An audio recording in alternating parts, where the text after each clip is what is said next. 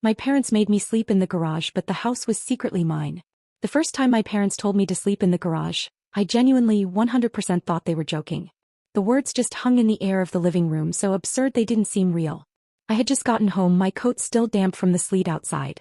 It was the dead of winter, the kind of cold that seeps into your bones. I think I even let out a little laugh, expecting them to crack a smile and say, "Gotcha." But they didn't. Their faces were perfectly serious.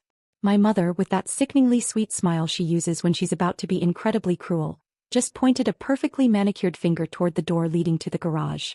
"We've set up the old cot for you in there," she said, her voice light and airy, as if she were telling me she'd bought a new brand of coffee. I followed her gaze and saw it through the doorway. A dusty, army green cot, probably older than I was, sitting forlornly next to a rusted lawnmower and a teetering stack of half-empty paint cans. The garage was an icebox, a concrete tomb filled with the ghosts of forgotten projects and the smell of gasoline. My bedroom, they explained without a hint of shame, was now my younger brother Leo's creative space. He needed it for his music, they said. My father, trying to appear reasonable, patted my arm with a condescending gentleness. "You're independent enough to handle it," he said, as if this were some kind of character-building exercise he'd graciously designed for me. "It'll be like your own little apartment. An apartment with spiders for roommates and a snowblower for a coffee table." What they didn't know as I stood there, mute with a combination of rage and disbelief, was that their little kingdom was built on my land. As I numbly began the process of dragging my life, my clothes, my books, my very identity, into that cold concrete box, they had no idea that the deed to the entire house, the ground beneath their feet, was already in my name. Their long, suffocating reign of favoritism was on a countdown timer, and in their breathtaking arrogance, they had just pushed the start button themselves. I and my family, there were two roles, assigned at birth and enforced with religious devotion: the golden child and the scapegoat. There was no auditioning. You were cast, and that was your part for life. My younger brother Leo was the golden child. He was born with a halo, at least in my parents' eyes. He could do no wrong. I remember in high school he bombed a crucial math final. I mean, he didn't just fail, he got a score so low it was almost impressive. I'd have been grounded for a year. But for Leo? My parents stormed into the parent-teacher conference and accused the teacher of having a personal vendetta. They claimed the man was jealous of Leo's obvious free-spirited intelligence. The teacher just sat there dumbfounded. A few years later, Leo crashed his first car, a brand new sedan they'd bought him for his 18th birthday. He'd been texting and drove straight through a stop sign. The other driver, a middle-aged woman in an old minivan, was thankfully okay but shaken. My parents arrived at the scene and immediately began consoling Leo, telling him it wasn't his fault, that the other driver was obviously reckless and had come out of nowhere. He was their shining star, destined for greatness, even though his greatest ambition was to become a professional streamer without ever actually, building a computer, creating a schedule, or streaming for more than 10 minutes at a time. He just had the idea of being a streamer, and for them that was enough. Me. I was the scapegoat. The responsible one. The one who was expected to achieve effortless perfection and got torn down for any tiny human slip-up. If I got an A-, the question was, why wasn't it an A? While they were financing Leo's whims, I worked a full-time accounting job right out of college, paid for my own used car in cash, and even chipped in for household bills, a fact they conveniently forgot whenever it suited them. But in their eyes, I was the one not living up to my potential. My stable job with benefits was boring and unambitious. My careful savings, which I was building for a down payment on my own place, was called hoarding money. My quiet nights in spent reading or unwinding from a 50-hour workweek. Antisocial. It was a classic textbook case of parental narcissism, but when you're living it every single day, you don't have the language for it. You just think you're fundamentally broken, that you're the problem. The house itself was supposed to be my one safe haven. It originally belonged to my maternal grandparents, and my happiest childhood memories were rooted there. I remembered spending summers helping my grandma tend to her rose bushes, her hands covered in dirt, her face lit up by the sun. Before she passed away 2 years ago, when she was frail and her voice was a whisper, she pulled me aside. She told me she saw everything, how my parents treated me, how they enabled Leo and dismissed me as if I were a piece of furniture. "I've watched them," she'd said, her grip on my hand surprisingly strong. "They pour all their light on him and leave you in the shadows. I won't have it." She said she wanted to make sure I always had a foundation, a place of my own that no one could ever take from me. So she'd set up a private trust. The house and everything in it would legally become mine on my 25th birthday. My parents could live here, she had stipulated, but it was my property. They were to be my tenants. My 25th birthday came and went a few months ago. It was a quiet, almost somber affair. I got a card from my parents with $20 in it. A few days later I met with the estate lawyer. The papers were signed, the deed was officially transferred, and this heavy, complicated weight just settled in my stomach. I knew I had this immense power, this secret trump card, but the thought of using it made me feel sick. They were still my parents, and despite years of emotional neglect, a part of me still craved their approval, their love. I hoped that maybe, just maybe, this was the year they'd finally start seeing me as an adult, as an equal. I was so wrong that I got home on a Tuesday after a ridiculously long day at the office. It was the end of the quarter and I'd spent 10 hours staring at spreadsheets until my eyes burned. All I could think about was collapsing into my bed, pulling the covers over my head and disappearing for a few hours. I walked up the stairs, my feet heavy with exhaustion, and I stopped dead in the hallway. The door to my room, which I always kept closed, was wide open. And the room was empty. My bed, gone. My desk, the one I'd assembled myself, gone. The posters I'd had since college were stripped from the walls, leaving little white squares of torn paint. My bookshelf was gone, my lamp was gone. For one heart-stopping, dizzying second I thought we'd been robbed. I sprinted downstairs, my heart pounding a frantic rhythm against my ribs. I found them all, my mother, my father, and Leo, casually sprawled out in the living room, bathed in the blue glow of the television, watching some reality show like it was any other night. "What is going on?" I asked, my voice shaking so badly the words were barely recognizable. "Where is all my stuff? Did someone break in?" My mother didn't even look at me. She just sighed, a long, exasperated sound as if I were interrupting her favorite part of the show. "Oh, there you are. We needed to talk to you about that." My father cleared his throat, hitting the mute button on the remote. He sat up, adopting his formal patriarch voice. "Leo has decided to pursue his passion for music production," he announced as if it were a royal decree. "And he needs a proper studio. Your room has the best acoustics in the house, apparently." I just stared at them, my brain struggling to process the sheer audacity. "My room? What about my room? Where am I supposed to sleep?" I asked, my voice rising with panic. This is when my mother finally turned to look at me, her face a mask of impatience. "Don't be so dramatic. Your things are in the garage. We set up the old cot for you. Honestly, you should see this as a great opportunity to learn some resilience.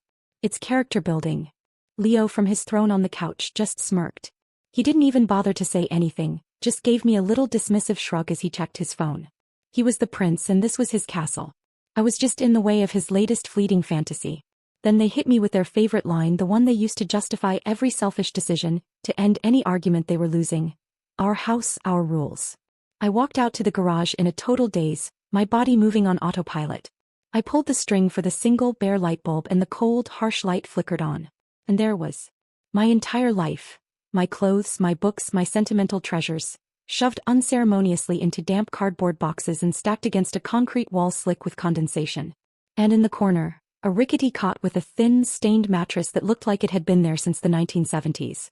The air was frigid and smelled of gasoline, mildew, and defeat. This wasn't just a room change. This was a demotion. A banishment. It was a clear, unambiguous message.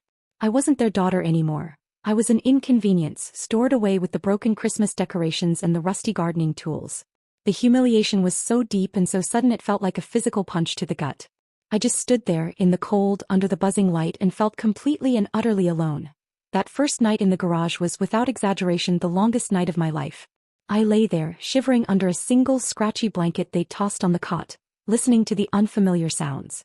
The shudder of the furnace kicking on, the drip drip drip of a leak somewhere in the corner, the hum of the main house. A life I was no longer a part of. The anger came first, hot and furious. I wanted to scream, to pound on the door and demand to be let back into my life. Then came the hurt, a deep aching sadness that settled in my chest. I thought about my grandmother and her wish for me to have a foundation, and I cried. But as the first hints of gray morning light filtered through the grimy garage window, something else took over. A cold, hard resolve. They had said it themselves with such smug finality. Our house, our rules. They just had the ownership part wrong. My tears dried up and the shivering stopped. It was replaced by a strange, icy calm. The next morning I walked into the kitchen to make coffee. They were already there, acting disgustingly cheerful. "Morning, sunshine," my dad said. "How did you sleep in your new place?" He was grinning, expecting me to be miserable. My compliance, my silence was the key. I gave a small shrug. "It was okay," I said, my voice neutral.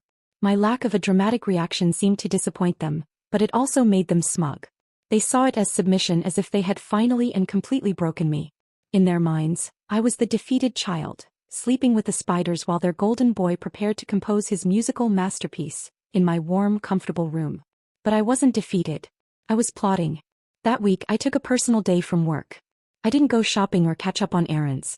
I went to see a lawyer, the same kind-faced, sharp-witted man who had handled my grandmother's estate. I sat in his plush office chair, a stark contrast to my cot, and laid out the entire story. He listened patiently, nodding, his expression growing more and more grim. When I was done, he looked at the file he had for my grandmother's trust. He confirmed everything.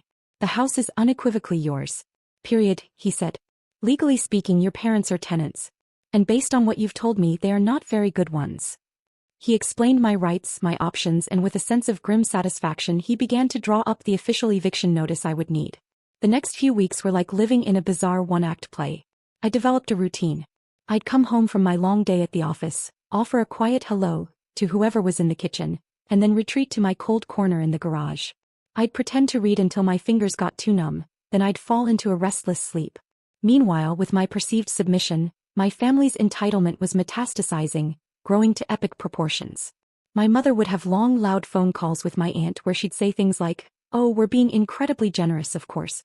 We're letting her stay in the garage for a bit while she sorts her life out and saves up some money." They were painting this narrative where they were the saints and I was the charity case, all while living under my roof. Leo would have friends over, and I could hear their laughter echoing from the house as I sat in the dark. I once heard one of his friends ask, "Dude, your parents really kicked your sister out of her room for you?" And heard Leo laugh. "Yeah, man. It's Leo's sick new studio now. She's fine, she's in the garage." They were so blinded by their own lies, so high on their own supply of self-righteousness, they couldn't see the cliff they were gleefully dancing toward. The breaking point, the absolute final straw, arrived not with a bang but with a whisper. It was a single piece of paper folded messily and slid under the garage door one afternoon while I was at work. I almost stepped on it. I picked it up. It was a crudely typed document, full of spelling errors with the heading rental agreement. They were going to charge me $500 a month to live in the garage. The typed-out reason at the bottom was, for utilities and as a contribution to household harmony. Contribution to household harmony.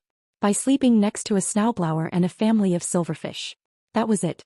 The very last thread of my patience, which I hadn't even realized I still had, just snapped. All the pain, all the humiliation, all the years of being second best coalesced into a single sharp point of action. That evening I didn't retreat to the garage.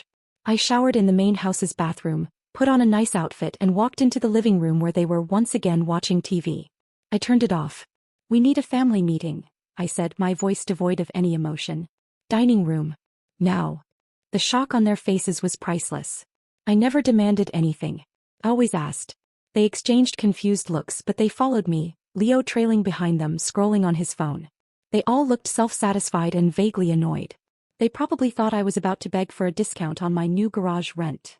They took their usual seats at the heads of the dining room table, the king and queen of their little kingdom with the crown prince beside them.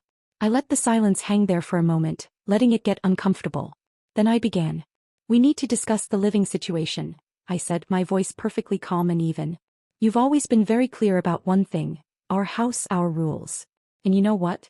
I've been thinking about that. You're absolutely right. Rules are important." I reached into my work bag and pulled out a thick folder. From it, I slid a document across the polished dining table toward my father. It was a copy of the house deed. My dad picked it up, a confused, impatient look on his face. He read it. His eyebrows furrowed. Then he read it again. The color drained from his face, going from his usual pinkish hue to bright red to a sickly pale white. Without a word he passed it to my mother. Her smug smile didn't just fade. It melted off her face, replaced by a mask of pure, unadulterated horror. Leo, finally looking up from his phone, leaned over her shoulder and his jaw literally dropped. There it was in clear, legal, typed print. My name right next to the words registered owner. This is a fake," my father stammered, his voice suddenly weak and reedy. "This is a sick joke." "It's no joke," I said, my voice as cold and hard as the garage floor I'd been sleeping on. "Grandma left the house to me. In a trust that gave me full ownership on my 25th birthday. For the past 3 months, you haven't been living in your house. You've been living in my house." I leaned forward, making eye contact with each of them. "So let's talk about those rules. Was it my house, my rules when you emptied my bedroom without my permission and gave it to him? Was it my house, my rules when you made me sleep in the cold while you were warm in your beds? Was it My house, my rules when you had the audacity to try and charge me rent for the privilege of freezing in my own garage. Silence. Complete deafening silence. The power in the room didn't just shift. It shattered into a million pieces and rearranged itself right before their eyes. So yes, I said, my voice steady as a rock as I pulled another document from the folder. I agree. My house. My rules. I placed the official, notarized, 30-day eviction notice on the table right in front of them. And my new rule is this. You have 1 month to find somewhere else to live. The explosion was immediate and spectacular. It started with begging. My mother's tears, which could be summoned at a moment's notice, turned on like a faucet. She wailed about family, about how could I do this to them, about her own mother betraying her. My father tried a different tactic. Pure, unadulterated rage. He stood up, his face purple, and called me an ungrateful, venomous snake. He threatened to disown me, which was genuinely funny, all things considered.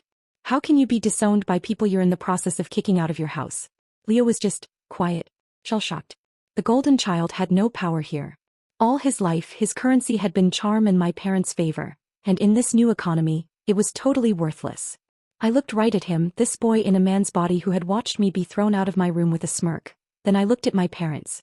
You've spent 25 years investing everything in Leo, I said calmly. I'm sure he'll have a room for you in his new place. I didn't back down. Not an inch. The 30 days were not negotiable. That month was a new kind of hell. The crying, the threats, and the guilt trips went on for the entire 30 days, but they were hollow now. The rage was impotent. They were just the desperate, pathetic pleas of monarchs who had suddenly discovered their castle was made of sand. They tried everything. The silent treatment. Leaving pamphlets for family counseling on my car windshield. One night, my father tried to appeal to my sense of financial duty, arguing that it was a poor investment to have them move out. It was all noise. They moved out on the very last day, loading their possessions into a rented truck under a grim gray sky. They found a small, cramped 2-bedroom apartment across town. Of course, the word got out. When family and friends inevitably asked why they had moved so suddenly from their beautiful family home, the truth came out. They had to. And their carefully crafted image of the generous, long-suffering parents crumbled to dust. People they had known for decades began to look at them differently, finally seeing them for what they were. The day after they left, I walked through the quiet house. My house. The silence was overwhelming at first. I went upstairs to my old room, which still had all of Leo's brand new half-used recording gear in it. I calmly and methodically boxed it all up and moved it into the garage. Then I went to the garage, retrieved my own boxes and moved my bed back in. I remade it with my favorite sheets. That night, I slept in my own room, in my own bed, in my own house for the first time in what felt like a lifetime. The silence wasn't empty. It was peaceful. It was the sound of justice. The sound of a new beginning. Never let anyone, not even your own family, define your worth. Your value isn't determined by their judgment, their favoritism, or their rules. And sometimes the most powerful thing you can do is quietly hold the deed to the very ground they stand on, waiting for the right moment to remind them who really owns the house. If you enjoyed this story, please give the video a like and don't forget to subscribe for more. And share. I have to ask, what would you have done in my position? Let me know in the comments below.